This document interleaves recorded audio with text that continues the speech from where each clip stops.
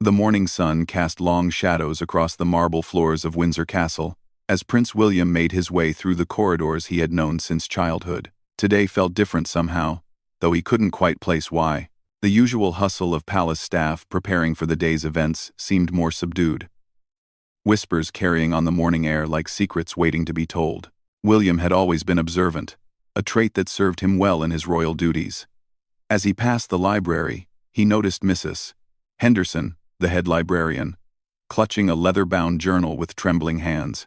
Her face was pale, and she seemed to be debating something internally.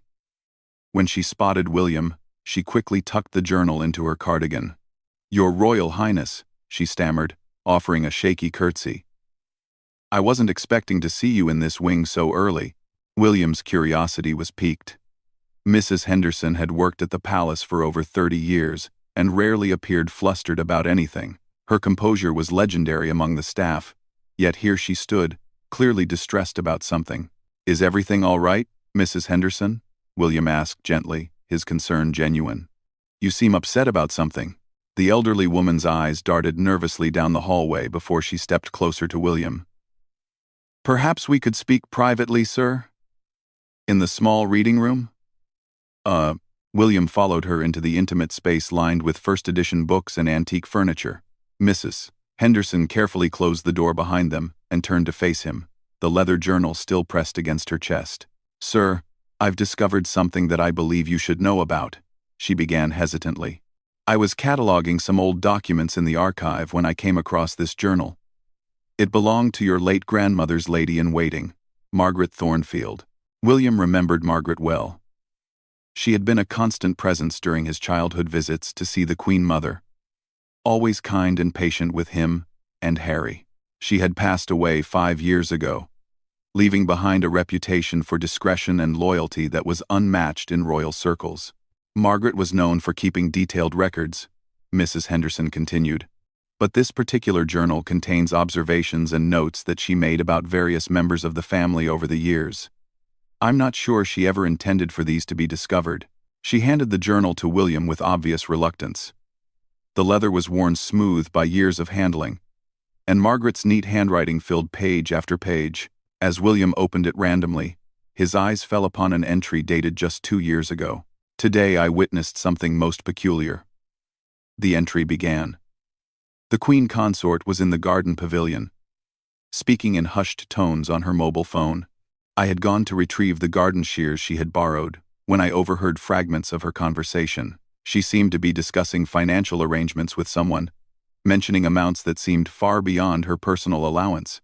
When she noticed me approaching, she quickly ended the call and claimed she had been speaking to her florist about arrangements for an upcoming dinner. William felt a chill run down his spine. He continued reading, finding more entries that painted an increasingly concerning picture. Margaret had documented several instances where Camilla's behavior seemed inconsistent with her public persona. There were mentions of secret meetings, unexplained expenses, and conversations that didn't align with her official schedule. One entry particularly caught his attention. "I'm beginning to suspect that the Queen Consort has been maintaining relationships and commitments that the family is unaware of. Today I saw her slip an envelope to a man I didn't recognize during the charity luncheon. When I mentioned the stranger to security later, they had no record of him being on the guest list." Mrs. Henderson watched William's expression change as he read. "Sir, I debated whether to bring this to your attention. Margaret was always so loyal to the family, but these observations troubled her greatly. She even mentioned considering speaking to someone about her concerns." William closed the journal, his mind racing. If Margaret's observations were accurate, there could be serious implications for the monarchy's reputation and security. Yet he also knew that accusations against his stepmother would need to be handled with extreme delicacy. "Has anyone else seen this?" he asked Mrs. Henderson. "No, sir. I discovered it just yesterday evening while working late. I took it home to read through it completely before deciding what to do. I've told no one else about its contents." William appreciated her discretion, but he also realized that the knowledge was now a burden they both carried. Margaret's detailed observations spanned several years and painted a pattern of behavior that couldn't be easily dismissed or explained away. As he looked through more entries, William discovered that Margaret had even tried to investigate some of her suspicions discreetly. She had cross-referenced official schedules with her observations, noted inconsistencies in explanations, and even documented license plates of vehicles she had seen Camilla enter that weren't part of the official royal fleet. The more William read, the more he realized that Margaret had essentially been conducting an informal investigation into activities that she found suspicious. Her loyalty to the royal family had compelled her to document everything, perhaps hoping that someday the information might be useful in protecting the monarchy. One entry near the end of the journal was particularly striking. "I fear my concerns are well-founded. Today I overheard the Queen Consort making arrangements to meet someone at the old carriage house next Thursday after the official engagements end. She specifically mentioned that no one else should know about the meeting. I've decided I must find a way to verify what these secret meetings are about, for the sake of the family's security and reputation." William realized that Margaret had been trying to protect them all along. Her meticulous documentation wasn't born from malice or gossip, but from genuine concern for the royal family's welfare. The weight of this discovery settled heavily on his shoulders as he considered what his next steps should be. The morning light streaming through the library windows seemed dimmer now, as if clouds had moved across the sun. William knew that whatever was in this journal would change things forever. The question was whether he was prepared to follow where Margaret's discoveries might lead, and what consequences might await, not just for Camilla, but for the entire royal family. Mrs. Henderson remained silent as William processed what he had learned, understanding that she had just handed him information that could shake the very foundations of his family. The peaceful morning had transformed into something much more complex and potentially dangerous, setting in motion events that none of them could have anticipated. As William prepared to leave the library, journal in hand, he knew there was no going back. Margaret's final gift to the family was this detailed record of her concerns, and now it was his responsibility to decide how to honor her loyalty while protecting everyone involved. The secrets were no longer safely buried in an old journal. They were now very much alive and demanding attention. William spent the rest of the morning in his private study, carefully reading through every page of Margaret's journal. Each entry revealed new layers to what appeared to be an increasingly complex situation. Margaret had been thorough in her documentation, including dates, times, locations, and even weather conditions that might affect visibility or acoustics during her observations. By noon, William had formulated a plan. He needed to verify Margaret's observations without alerting anyone to his investigation. The last thing the royal family needed was unfounded suspicions creating unnecessary drama, but he also couldn't ignore the possibility that there might be legitimate security concerns. His first step was to contact James Morrison, the head of palace security, under the pretext of reviewing general security protocols. James had worked for the royal family for over 15 years and had William's complete trust. "James, I'd like to review some of our security footage from the past year," William said during their meeting. "I'm particularly interested in the garden pavilion area and the old carriage house. I'm considering some security upgrades in those locations." James nodded without suspicion. "Of course, sir. Is there a particular time frame you'd like me to focus on?" William consulted Margaret's journal discreetly. "Let's start with footage from the past 6 months, particularly Thursday evenings and weekend afternoons." As James pulled up the requested footage on his computer, William felt his heart rate increase. If Margaret's observations were accurate, the security cameras should have captured at least some of the activities she had documented. The first few hours of footage showed nothing unusual. Camilla appeared in the garden pavilion occasionally, sometimes alone, sometimes with staff members discussing various arrangements. Everything seemed perfectly normal, until James pulled up footage from a Thursday evening 3 months ago. On the screen, they could see Camilla approaching the old carriage house just as the sun was setting. She appeared to be checking her surroundings carefully before opening the door. A few minutes later, a man in a dark coat approached the building from a different direction. William didn't recognize him. "Who is that gentleman?" William asked, trying to keep his voice casual. James enhanced the image as much as possible, but the man's features remained partially obscured by shadows and the angle of the camera. "I don't have an immediate identification, sir. Would you like me to run this through our facial recognition database?" "Yes, please do that," William replied, his stomach tightening with each revelation. They continued reviewing footage, finding 3 more instances where similar meetings had occurred. Each time, Camilla and the unidentified man met privately in locations that were away from the main palace activities. The meetings typically lasted between 30 minutes to an hour. James frowned as he studied the patterns. "Sir, I have to admit this is concerning from a security standpoint. These meetings don't appear on any official schedules, and we have no record of this individual being cleared for access to palace grounds." William felt a mixture of vindication and dread. Margaret's observations were proving to be accurate, which meant that whatever was happening, it was significant enough to warrant her careful documentation over several years. "James, I need you to conduct a quiet investigation into this individual's identity," William said. "Use whatever resources necessary, but keep this absolutely confidential for now. I want to understand what we're dealing with before taking any further action." After James left to begin his investigation, William decided to take a different approach. He needed to speak with someone who might have additional insights into Camilla's activities without directly confronting her or alerting others to his concerns. He chose to visit Lady Patricia Whitmore, his grandmother's former private secretary, who had recently retired but still maintained friendships with many current palace staff members. Patricia had always been a keen observer of royal family dynamics and might have noticed things that others had missed. William found Patricia in her garden cottage on the Windsor estate, tending to her prized rose bushes. She greeted him warmly, clearly delighted by his unexpected visit. "William, what a lovely surprise. I was just thinking about your grandmother today. These roses were her favorites, you know." After exchanging pleasantries and sharing tea, William carefully steered the conversation toward his concerns. "Patricia, you've always had such good instincts about people and situations. Have you noticed anything unusual around the palace lately? Any changes in routines or behaviors that seemed odd?" Patricia set down her teacup and studied William's face carefully.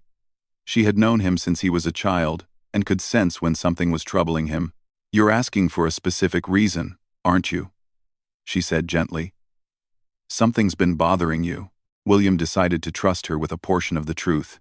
"I've come across some information that suggests there might be activities happening on palace grounds that aren't part of official schedules. I'm trying to determine if there's any cause for concern."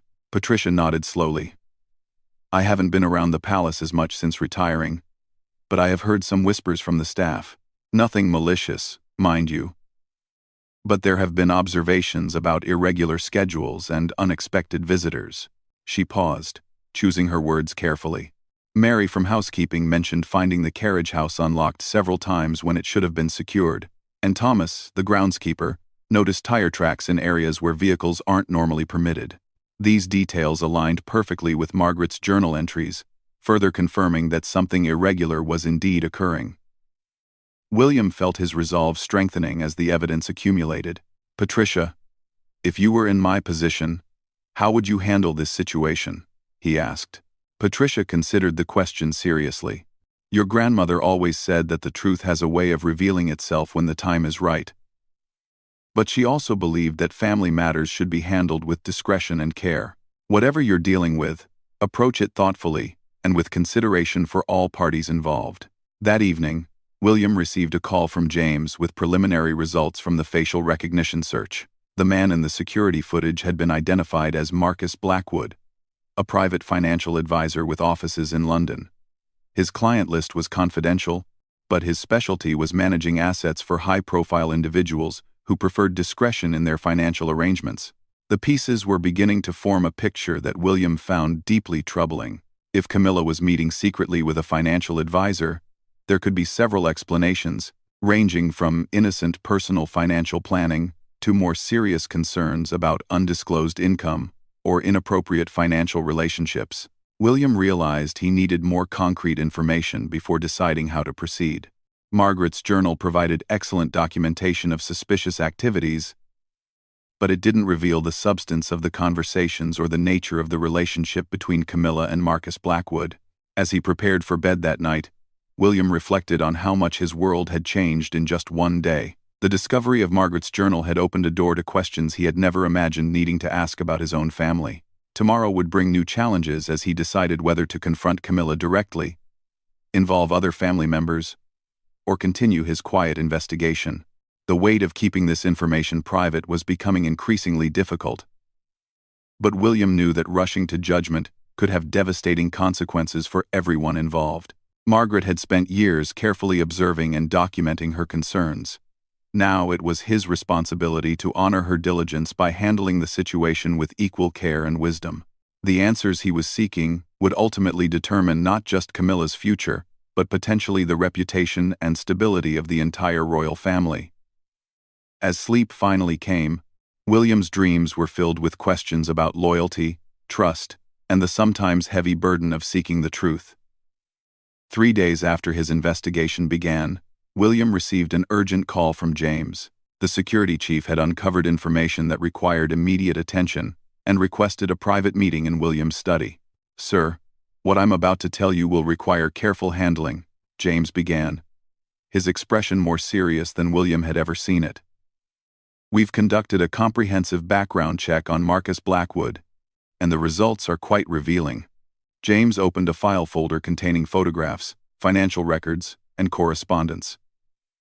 "Mr. Blackwood specializes in what he calls discreet wealth management for clients who need to maintain privacy around certain financial transactions. His services include establishing offshore accounts, managing inheritance tax avoidance schemes, and facilitating payments that clients prefer to keep confidential." William felt his stomach drop. "Are you suggesting that Camilla has been involved in financial impropriety?" "I'm presenting the facts as we've discovered them," James replied carefully. "We've also identified the source of Mr. Blackwood's initial contact with the Queen Consort. It appears to have been arranged through her former personal assistant, someone who left palace employment under somewhat mysterious circumstances 2 years ago." James produced another set of documents. Sarah Mitchell worked as Camilla's personal secretary for 3 years before her sudden departure. At the time, it was explained as a family emergency requiring her immediate relocation to Australia. However, our investigation reveals that Miss Mitchell never actually moved to Australia. Instead, she established a consulting company in London that specializes in connecting wealthy clients with discreet financial services. The implications were becoming clearer and more disturbing. William realized they were potentially looking at an organized effort to circumvent royal family financial protocols and transparency requirements. "There's more," James continued.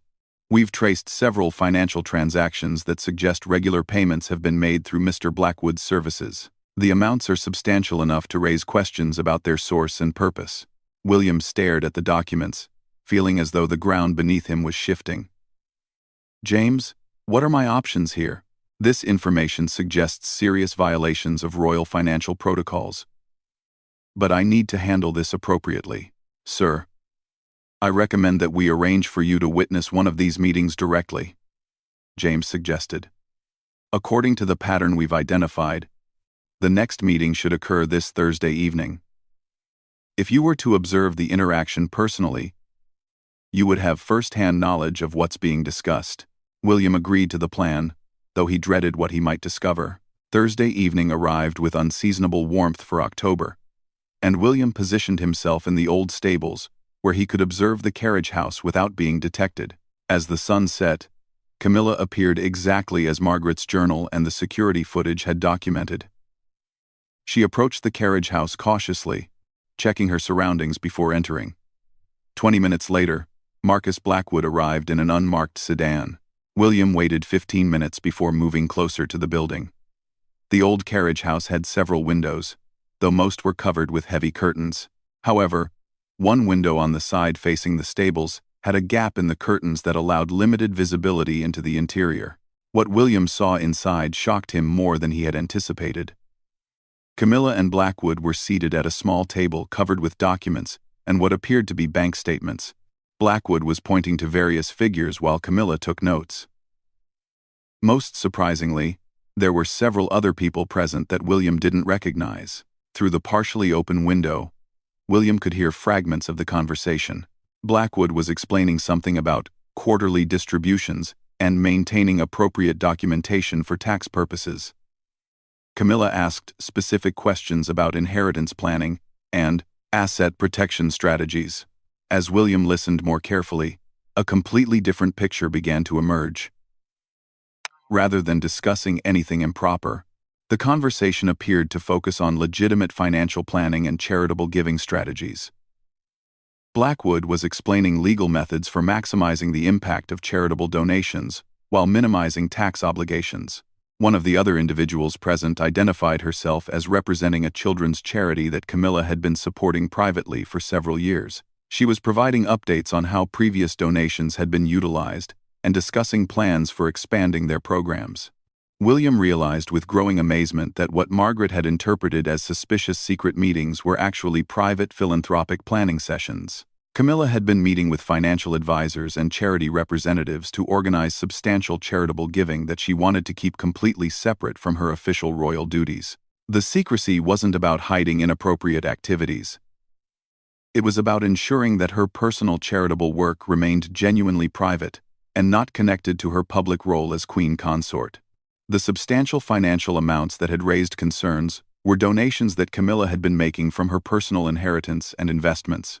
As the meeting concluded, William heard Camilla thank everyone for their discretion. "It's important to me that these efforts remain completely separate from my royal obligations," she said. "This work comes from my heart, and I don't want it to be seen as part of my official duties or to create any expectations for similar contributions from other family members." William felt a complex mix of emotions as he quietly retreated to the stables. Relief that no wrongdoing had occurred was overshadowed by embarrassment about his suspicions and sadness about Margaret's misinterpretation of what she had observed. The next morning, William requested a private meeting with Camilla. He had decided that honesty was the best approach, even though it meant revealing his investigation and the discovery of Margaret's journal. "Camilla, I need to speak with you about something important," he began when they met in the small morning room. "I've recently discovered some information that led me to investigate activities that I misunderstood." He explained about Margaret's journal, his investigation with James, and finally his observation of the previous evening's meeting. Throughout his explanation, Camilla listened without interruption, her expression growing increasingly thoughtful. When William finished, Camilla was quiet for several moments. Then, unexpectedly, she began to laugh. Not mockingly or defensively, but with genuine amusement and what seemed like relief. "Oh, William," she said, still chuckling, "I can't imagine what Margaret must have thought she was witnessing. And you've been conducting this elaborate investigation into my secret charity work." Her laughter was infectious, and William found himself smiling despite the seriousness of the situation. "I have to admit, I was prepared for a much more difficult conversation. The irony is that I've been trying so hard to keep this work private that I made it look suspicious," Camilla continued. "I never wanted my charitable giving to become a public expectation or to overshadow the official royal charities. These organizations needed help, and I had the resources to provide it, but I wanted it to be completely separate from my royal role." William felt a wave of admiration for his stepmother. Her desire to give privately, without recognition or fanfare, demonstrated a level of genuine compassion that was often rare among people in their position. "I understand your motivations completely," William said. "But perhaps we should consider a way to formalize these arrangements that wouldn't raise security concerns or create the kind of misunderstandings that led to this situation." Camilla agreed, and they spent the next hour discussing ways to structure her private, charitable work that would maintain her desired privacy while ensuring appropriate security protocols were followed. As their conversation concluded, William reflected on the lessons learned from this experience. Margaret's loyalty and attention to detail had been admirable, even though her interpretations had been incorrect. His own investigation had been necessary given the information he possessed, but it had also taught him about the importance of direct communication and the dangers of assumptions. Most importantly, he had gained a new appreciation for Camilla's character and her commitment to helping others without seeking recognition. The secrets that had initially seemed threatening had turned out to be evidence of genuine compassion and humility. That evening, William called Mrs. Henderson to update her on the resolution of the situation. He assured her that Margaret's concerns had been thoroughly investigated and that no wrongdoing had occurred. He also arranged for a small memorial to be established in Margaret's honor in the palace library, recognizing her decades of loyal service and dedication to the royal family. As William prepared for sleep that night, he smiled to himself, thinking about how Camilla's laughter had transformed what he had expected to be one of the most difficult conversations of his life into something that had actually strengthened their relationship. Sometimes the most shocking revelations turned out to be the most heartwarming truths.